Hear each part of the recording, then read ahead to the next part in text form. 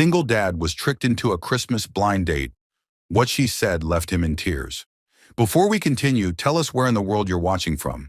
We love seeing how far our stories travel. Snow fell soft and steady on the streets of Denver that Christmas Eve, blanketing everything in white while twinkling lights wrapped around lampposts and carolers sang on street corners like something out of a holiday movie. Hollybrook Cafe sat on the corner of Pine and Third, with its windows glowing golden against the winter dark. And inside, families laughed over hot chocolate, while couples held hands across candlelit tables celebrating the magic of the season. Wyatt Brennan sat alone at a corner table staring at a single red rose in a slim vase and wondering for the 100th time why he'd let his sister talk him into this disaster of an evening. Claire had called with that voice she used when she wasn't taking no for an answer and said he needed to be here at 7 o'clock because it was life or death important. And like an idiot, he'd believed her. He ordered black coffee and checked his phone every 30 seconds, hoping maybe this mystery woman would cancel so he could go home and pretend he'd tried. The door opened and cold air rushed in along with a woman in a powered wheelchair, auburn hair braided over one shoulder, and green eyes scanning the room like she was looking for an exit rather than a date. She was beautiful in a way that made Wyatt's chest tighten, but before he could fully register that thought, he watched something in her face absolutely shatter. Her eyes had landed on him, on the rose, on the fact that he was standing when he'd noticed her, and she started shaking her head like she'd just received the worst news of her life. "No," she whispered, and tears were already forming. "No, no, no." She was backing up her wheelchair, gripping the wheels so tight her knuckles went white, her chest heaving with panic. "Please," her voice cracked completely. "Please just go. Save us both the embarrassment." Wyatt stood frozen because he had no idea what was happening, why this stranger was crying in the doorway of a cafe on Christmas Eve, why she was begging him to leave before they'd even exchanged names. People at nearby tables were starting to stare, and conversations were quieting, and she was falling apart right in front of him. "I can't do this again," she was saying through tears. The awkward politeness, the forced conversation, the relief on their face when it's finally over. "I've been through this too many times. Please just go before this gets worse." Every instinct Wyatt had said to help. He walked toward her slowly, carefully, and then did something that surprised even himself. He pulled out a chair and sat down right there in the middle of the cafe, lowering himself until his eyes were level with hers. "Hey," he said gently, "I'm Wyatt. Can I sit with you? Only if you want." She stared at him like he'd spoken another language. "You're not leaving?" Her voice was raw and wounded and waiting for the blow she was certain was coming. "Do you want me to?" A long pause. Her hands trembled on her wheels. "I don't know," she admitted, and somehow that honesty cut through everything. "Then let's figure it out together," Wyatt said, and he meant it more than he'd meant anything in a long time. "What's your name?" "Noelle." She wiped her face with shaking hands. "They told me you used a wheelchair too. They said you'd understand, that you wouldn't look at me like I'm broken. And you're standing there perfectly fine, and I'm crying like an idiot in front of the whole restaurant." Wyatt felt anger flare in his chest, not at her, but at whoever had lied to get her here. "My sister set this up," he said. "She never mentioned anything about a wheelchair. She just told me you were extraordinary, and I needed to meet you." Noelle laughed bitterly. "Extraordinary, right. That's what they always say before they realize I'm too complicated and make some excuse about an early morning." "Can I be honest with you?" Wyatt waited until she nodded. "I don't know what you've been through, but I know what it feels like to be set up by people who think they know what you need. I know what it feels like to be managed instead of respected.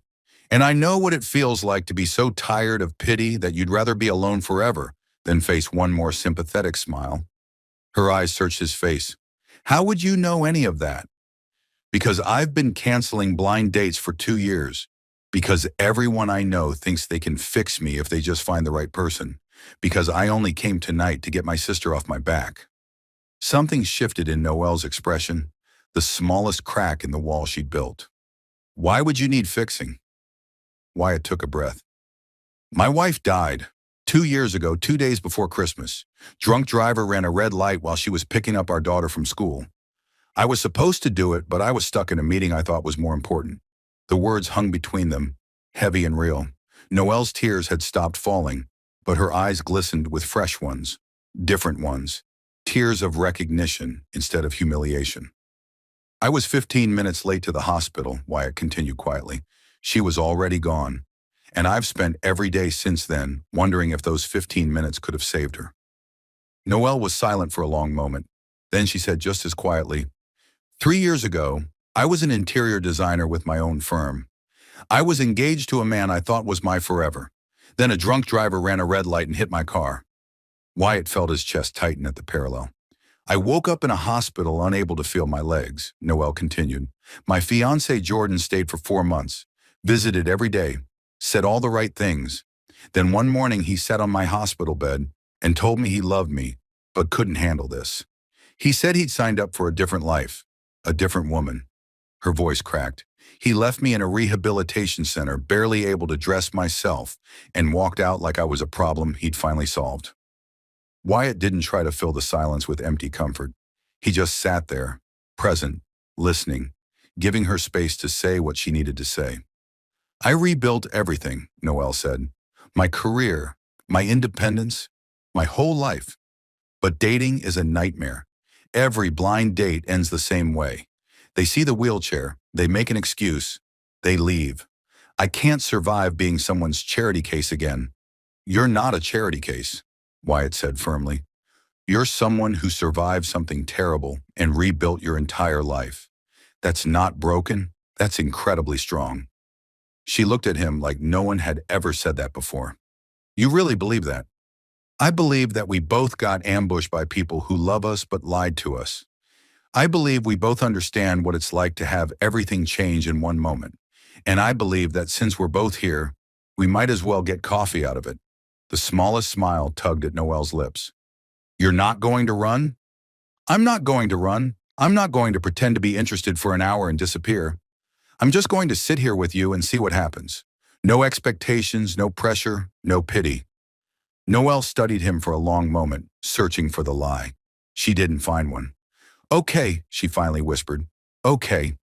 Mrs. Whitmore appeared with menus and a knowing smile, and Wyatt helped Noelle navigate to their table by the window, where the Christmas lights reflected off the snow outside. They ordered tea and then hot chocolate, and talked until the cafe started emptying around them.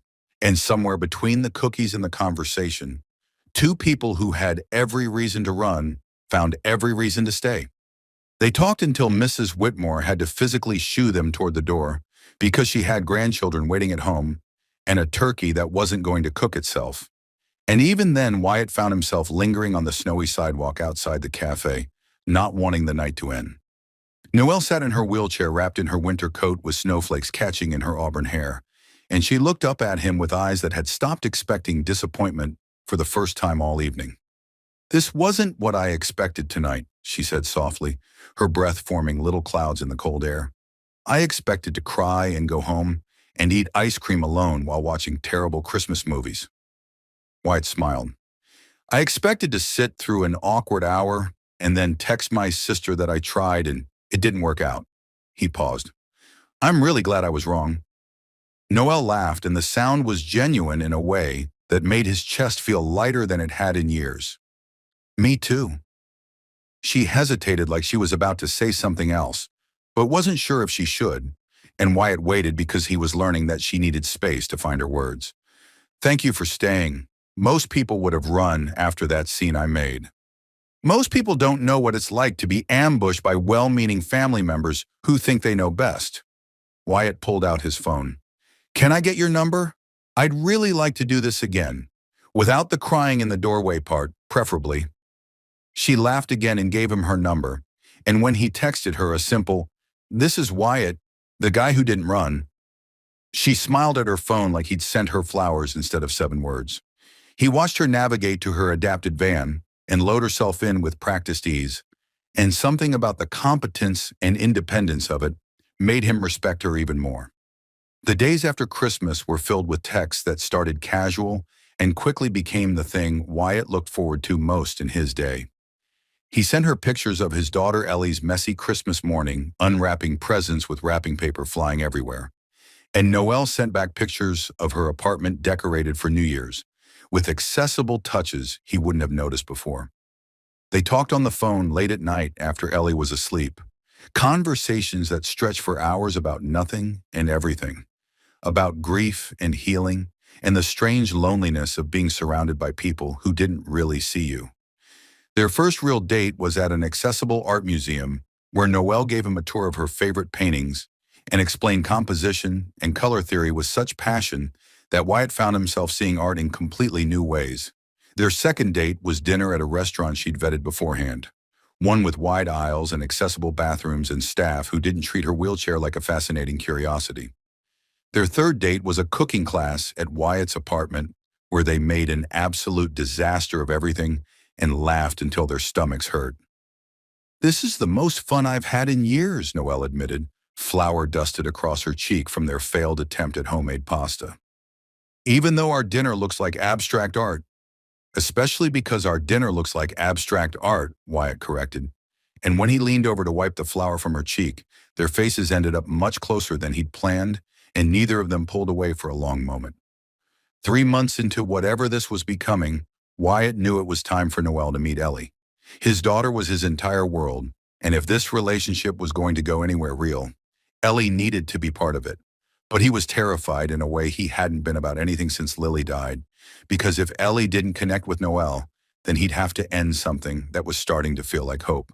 He invited Noelle over on a Saturday afternoon and spent the entire morning stress cleaning the apartment while Ellie asked approximately 1 million questions about who was coming and why Daddy was acting so weird.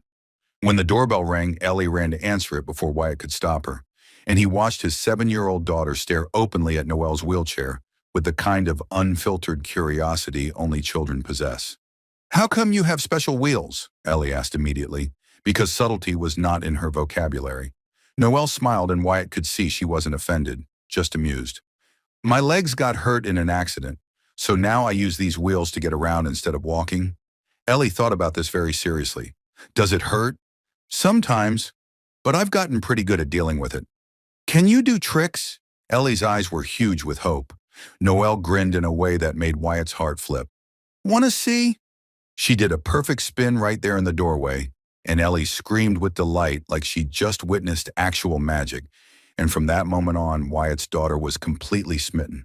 They spent the afternoon baking cookies together, Noelle supervising from counter height, while Ellie did the messy parts and got chocolate chips everywhere, including somehow in her hair.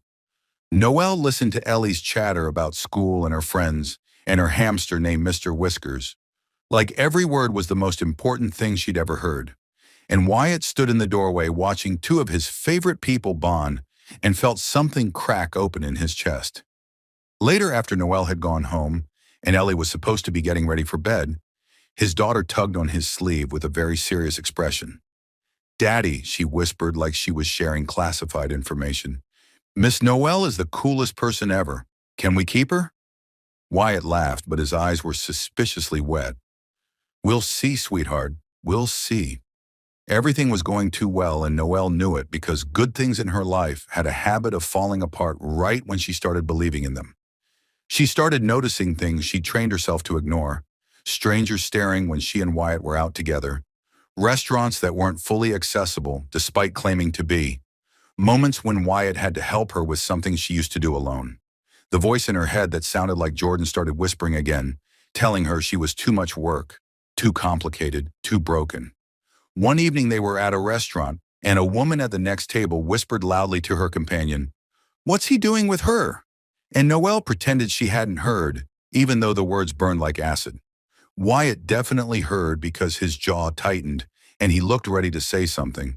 But Noelle shook her head slightly and changed the subject, and spent the rest of dinner feeling like she was taking up space she hadn't earned. She started pulling back without meaning to, taking longer to respond to texts and canceling plans, with excuses about work being busy and creating distance where there had been closeness. Some part of her was waiting for Wyatt to realize she was too difficult and leave, and another part was trying to leave first so it would hurt less when it inevitably fell apart. Ellie noticed before Wyatt did, because children see everything adults try to hide. "Daddy, where's Miss Noel? She hasn't been here forever." Her little face was crumpled with worry. "She's busy, sweetheart. Work stuff." Ellie looked at him with eyes that were too wise for 7 years old. "Is she going to leave like Mommy did?" The question hit Wyatt like a physical blow. "Everyone leaves, right, Daddy? That's what happens." He pulled his daughter close and held her tight while his mind raced. Noelle was pulling away, and his little girl was already bracing for another loss, and he refused to let either of them give up without a fight. He showed up at Noelle's apartment unannounced on a Tuesday evening, and she opened the door looking tired and red-eyed, clearly surprised to see him. "Wyatt, I wasn't expecting—" "What happened?" he interrupted gently but firmly. "What did I do wrong?" "You didn't do anything." "Then why are you running?" Noelle wheeled backward into her apartment and he followed, closing the door behind him. The silence stretched until she finally spoke. "It's been 3 months. Jordan left at 4. Understanding crashed over Wyatt like cold water. "You're waiting for me to leave. I'm waiting for you to realize I'm too much, too complicated, too broken." Her voice cracked. "And I'd rather leave first than watch you figure it out." Wyatt crossed the room and knelt in front of her wheelchair so they were eye to eye, the same way he had in the cafe that first night. "I'm not Jordan. I'm not going to leave because things get hard." "You don't know that." "You're right, but I can promise to try every single day." He took her hands in his. "My daughter asked me tonight if you were going to leave like her mommy did. She said everyone leaves, that's just what happens." And I had to look at my 7-year-old and not have an answer for her. Noelle's eyes filled with tears. "I didn't mean to." "She already loves you," Wyatt continued. "And so do I. I didn't think I'd ever say that again. But here I am, saying it to a woman I met because my sister tricked us both into the world's most disastrous blind date." Noelle laughed through her tears. "You love me?" "I love you, not despite the wheelchair, not because of it. I love you because you're brilliant and funny and brave, and you survived something terrible and came out stronger. I love you because you taught my daughter that different doesn't mean less. I love you because when I'm with you, I remember what it feels like to be alive, instead of just surviving." She was crying freely now, but these were different tears than the ones in the cafe doorway.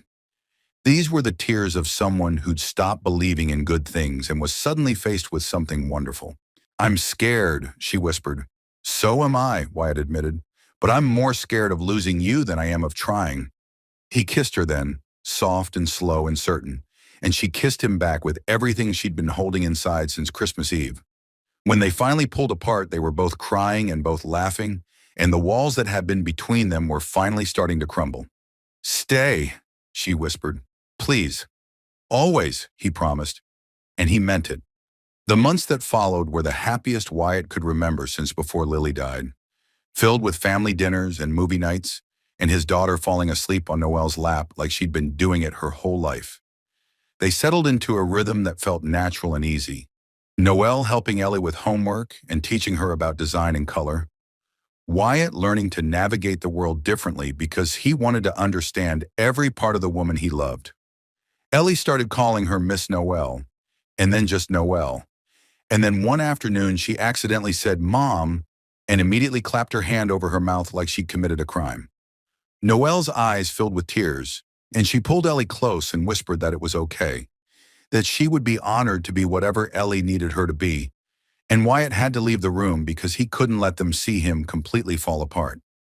His sister Claire called every week to check in and say "I told you so," in increasingly creative ways, and even though Wyatt pretended to be annoyed, he was secretly grateful she'd tricked them both into that cafe on Christmas Eve.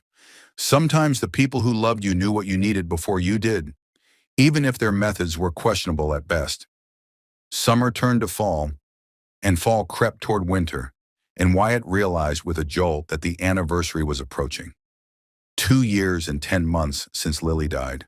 2 days before Christmas, just like always. He got quieter as the date approached, the old grief rising up even though he'd found new joy. And Noelle noticed because she noticed everything about him. She showed up at his door on the anniversary morning, holding flowers and looking uncertain. "I thought you might not want to be alone today," she said softly, But if you need space, I understand. I can go. Wyatt pulled her inside and held her for a long moment before he could speak. Stay, please. They went to the cemetery together, all three of them, Wyatt pushing Ellie's hand into Noelle's as they walked across the frozen grass. Noelle hung back at first, giving them space, but Ellie ran back and grabbed her arm and said, "Come meet Mommy. She would have liked you so much." And Noelle found herself being pulled toward a headstone she'd only heard about. "Mommy, this is Noelle," Ellie announced to the grave with the matter-of-fact confidence of a 7-year-old who fully believed her mother could hear her. "She makes Daddy smile again. He doesn't look sad all the time anymore. And she taught me how to do wheelchair tricks, which is really cool, even though Daddy says we're going to give him a heart attack." Noelle was crying freely now, tears freezing on her cheeks in the December air. Wyatt knelt beside the headstone and touched the cold stone gently. "Lily, I found someone. I think you sent her to us. I think you knew we needed her." They stayed until the cold became too much. Three people connected by love and loss, and the strange, beautiful way life moves forward, even when you think it can't. On the drive home, Ellie fell asleep in the back seat, and Noelle reached over to take Wyatt's hand without saying a word. Christmas Eve arrived exactly 1 year after their disastrous first meeting, and Wyatt told Noelle he was taking her somewhere special without giving any other details. She protested that she hated surprises, but he just smiled mysteriously and loaded her into his truck with Ellie bouncing excitedly in the back seat like she knew something Noelle didn't.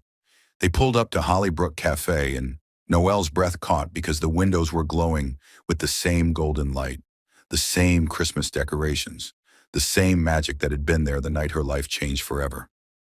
"You brought me back here," she whispered. "I wanted to come full circle," Wyatt said. "This is where I met the woman who saved me." Mrs. Whitmore greeted them at the door with tears already forming because she'd been in on the secret for weeks. She led them to the same corner table with the same red rose and the slim vase.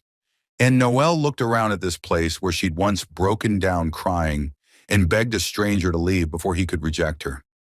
They ordered the same tea and hot chocolate they'd had that first night, and Ellie was practically vibrating with barely contained excitement across the table. Wyatt's hands were shaking slightly, and Noelle noticed because she noticed everything about him, and her heart started beating faster. "1 year ago," Wyatt said, reaching across to take her hands, "I walked into this cafe expecting another awkward blind date I'd have to survive. I was tired and broken and convinced I'd never feel anything again." Noelle's eyes were already filling with tears. "Wyatt, and then you rolled through that door crying and begging me to leave, and something in my chest woke up for the first time in 2 years. I saw someone brave and strong and beautiful, someone who'd been hurt too many times but still showed up anyway." He let go of her hands and stood up, and then he did the thing that made the entire cafe go silent. He got down on one knee right there beside her wheelchair, the same way he'd done that first night when he'd refused to leave. "You taught me that survival isn't the same as living," he said, his voice breaking. "You taught Ellie that different doesn't mean less. You taught me how to hope again when I'd forgotten hope existed." He pulled out a small velvet box and opened it to reveal a ring that sparkled in the Christmas lights. "I'm not asking you to complete me because you've shown me that's not how this works. I'm asking you to build something new with me and Ellie, a family, a future, all of it." Noelle was sobbing now, her whole body shaking, and the cafe was so quiet you could hear the snow falling outside.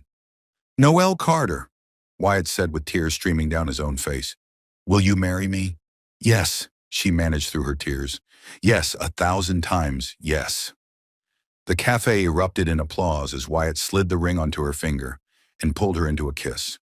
Mrs. Whitmore was crying into her apron, strangers at other tables were cheering, and Ellie launched herself at both of them screaming, "She said yes! I get a mom! Daddy, I get a mom!" They got married the following summer in an accessible garden venue, with fairy lights strung between the trees, and Ellie serving as the most enthusiastic flower girl anyone had ever seen. Claire and Marin stood as bridesmaids, finally forgiven for the lies that had brought everyone together. Mrs. Whitmore catered the whole thing herself because she refused to let anyone else feed her kids on their wedding day. Wyatt's vows made everyone cry, including himself. "You taught me that life after loss is still life worth living. I choose you today and every day for the rest of our lives. Noelle's vows broke what was left of everyone's composure. You stayed when everyone else left. You saw me at my absolute worst and chose to sit down anyway. I promise to spend every day being worthy of that choice. Christmas Eve 2 years later found them decorating a tree in their new accessible home, with Ellie directing ornament placement like a tiny general. Noelle was very pregnant, and Wyatt couldn't stop hovering, bringing her water and pillows and asking if she was comfortable every 3 minutes, until she threatened to throw tinsel at him. "When's my baby brother coming?" Ellie asked for approximately the 100th time that week. "Soon, sweetheart," Noelle laughed. "Very soon." Wyatt sat down beside his wife and wrapped his arm around her, watching their daughter hang ornaments while snow fell outside and Christmas music played softly. "Hey," Noelle said, leaning into him. "You okay?" "Better than okay," Wyatt said. "I'm home." Sometimes the dates you try to avoid become the moments that change everything. Wyatt walked into that cafe expecting another failure and found the love of his life instead. Noelle wheeled through that door expecting rejection and found a man who refused to leave. What she said that night about being abandoned and broken and too scared to hope, those words didn't push him away. They made him stay. If this story reminded you that broken doesn't mean unworthy and that second chances are real, hit that subscribe button. Share this with someone who needs to believe their story isn't over. And remember, next time someone begs you to leave, maybe that's exactly when they need you to stay. Merry Christmas and thank you for being